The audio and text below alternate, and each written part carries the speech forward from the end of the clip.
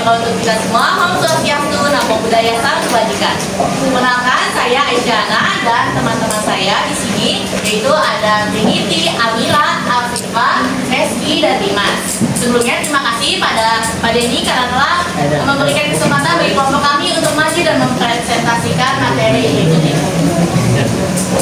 Ingin beli mobil tapi tidak punya dana, atau pengen mencoba hal baru tapi tidak punya dana? Jangan putus asa, kan bisa pinjam di leasing. Halo teman-teman semua, di sini saya Aisyah dan teman-teman saya akan memberikan materi tentang lembaga keuangan non-bank, yaitu leasing. Di sini kami akan membahas hal-hal tentang leasing, seperti mulai dari definisinya, lalu fungsinya untuk masyarakat apa, lalu contoh nyatanya di Indonesia ada apa aja, serta manfaatnya untuk masyarakat. Pertama-tama kita mulai dulu dari pengertian leasing. Apa sih leasing itu? Ya, leasing adalah perusahaan lembaga non-bank, lembaga keuangan non-bank. Nah, leasing ini merupakan lembaga yang meminjamkan serta memberikan pembiayaan untuk barang modal seperti mobil, alat produksi, mesin-mesin, dan lain-lain. Nah, itu semua tanpa kita harus menyediakan modal sendiri.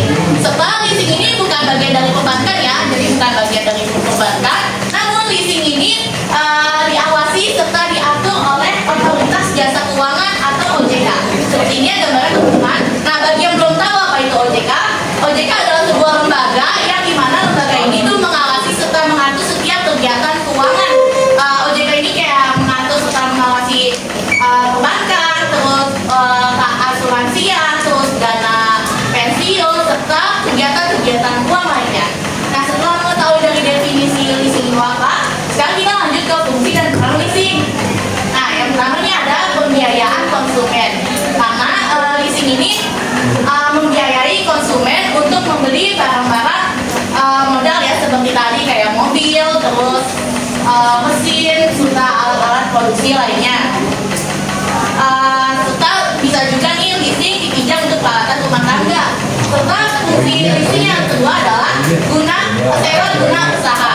Kenapa? Karena menyediakan pembiayaan untuk kepemilikan aset seperti untuk membeli mobil, mesin dengan skema sewa guna usaha. Nah, teman-teman kan misalnya ada nih dari kita yang pengen beli mobil tapi belum punya dana. Nah, itu bisa kita pinjam ke leasing, nanti bayarnya kita bisa cicil secara bertahap sampai lunas ya. Nah, lalu fungsi yang ketiga nih untuk faktor pendukung. Karena leasing ini bisa mendukung para pelaku usaha dalam meningkatkan kapasitas alat produksi mereka dengan cara pembiayaan alat produksi seperti mesin ataupun alat jual lainnya. Nah, lalu nih alternatif pembiayaan, karena leasing ini bisa membantu para kelompok ataupun individu ataupun perusahaan yang tidak mendapatkan pembiayaan dari bank. Nah, selanjutnya nih bisa dibantu Afifah menyebutkan contoh-contohnya saja leasing di Indonesia.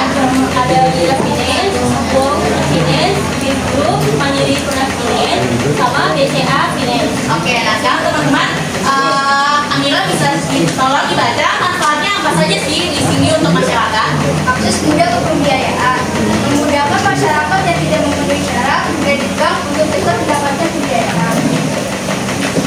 Nah, lalu selanjutnya dibaca oleh ini. Pemilikan aset yang lebih mudah, masyarakat dapat memiliki barang atau kendaraan dengan pembayaran angsuran. Lalu Reski. Pengembangan usaha UMKM dan usaha dalam meningkat produksi termasuk pembayaran yang fleksibel. Jadi pembayaran lebih fleksibel kalau pakai leasing. Lalu lanjut Mas. Dengan memberikan kemudahan dalam pembiayaan perusahaan investasi berperan dalam meningkatkan konsumsi dan mensukseskan yang pada akhirnya meningkatkan perekonomian negara. Nah, ya, jadi teman-teman di leasing ini bagi yang meminjam itu namanya adalah lese, serta bagi yang menagih itu namanya leser. Ya, jadi ada leser dan leser. Jadi kesimpulannya apa? Kesimpulannya leasing adalah sebuah lembaga yang meminjamkan serta memberikan pembiayaan untuk modal. Jadi itu kita tidak perlu memiliki modal sendiri, kita bisa pinjam ke leasing. Nah, nanti nih di leasing ini ada waktu atau perjanjian kapan nih harus dibayar. Nanti kalau misalnya leasingnya tidak bisa membayar, nah nanti si lessor itu berhak untuk mengambil aset-asetnya asetnya kembali. Jadi harus dilunasi juga ya kalau pinjam di leasing. Nah, mengapa saya judulnya memilih solusi untuk pembiayaan masa depan? Karena leasing ini sesuai dengan fungsinya, yaitu menyediakan pembiayaan produk dengan bentuk pinjaman berupa barang, sehingga kita dapat memiliki barang tanpa harus memiliki modal sendiri terlebih dahulu. Ya, demikian presentasi tentang leasing dari kelompok kami. Semoga dapat bermanfaat bagi kita semua. Terima kasih. Wassalamualaikum warahmatullahi wabarakatuh. Waalaikumsalam warahmatullahi wabarakatuh. Tepuk tangan dong. Sudah. Sebenarnya apakah ada pertanyaan dari teman-teman? Aduh, Jidan bertanya ya. Ya, kita. Yang dilakukan leaser jika leaser tidak bisa membayar pinjamannya. Kalau leaser tidak bisa membayar pinjamannya, ya leaser ini, leaser kalau nggak bisa bayar pinjamannya itu berhak ditarik asetnya atau pinjamannya sama leaser. Bahkan nanti leaser itu bisa menambahkan biaya karena keterlambatan pengembalian aset. Jadi itu bisa didenda. Terus si leaser ini yang penagih bisa mengambil asetnya kembali di peminjam. Kalau peminjamnya nggak bisa bayar ataupun bayarnya terlambat. Itu gimana? Gimana?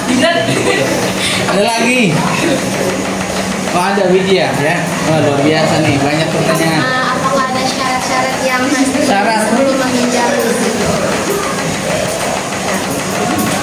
Ada nggak syarat-syaratnya? Ada. Leasing itu ada nggak syaratnya? Ada.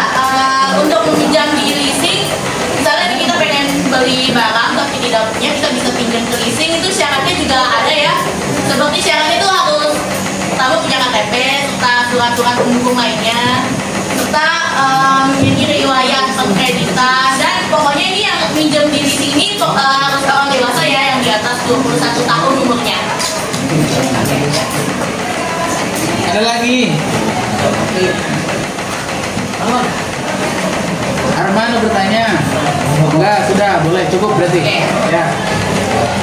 Tutup Ya, ya. terima kasih. Assalamualaikum warahmatullahi wabarakatuh. Waalaikumsalam warahmatullahi wabarakatuh.